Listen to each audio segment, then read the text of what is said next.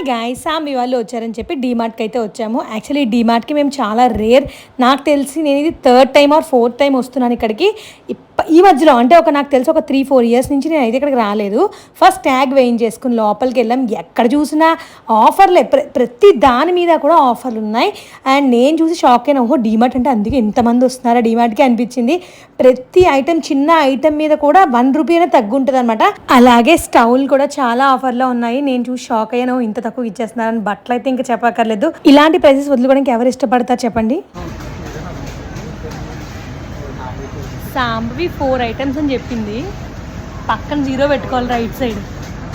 అన్ని సామాన్లు తీసుకుని ఇది వరకు అమ్మ నేను వచ్చినప్పుడు ఈ బిల్లింగ్ కౌంటర్ దగ్గరికి వచ్చి వెనక్కి వెళ్ళిపోయి అంతమంది జనాలు ఉన్నారు. ఇప్పుడు మేము వచ్చి అదృష్టం ఏంటో తెలీదు, జనాలు అయితే అసలు చాలా తక్కువ ఉందన్నమాట ఈ బిల్డింగ్ దగ్గర. మొత్తానికి బిల్లింగ్ వేయించుకుని అలా ఇంటికి అయితే వచ్చాము. 4 సామాన్లు కొనాలి కాస్త 40 సామాన్లు అయ్యాయి అనమాట మొత్తానికి.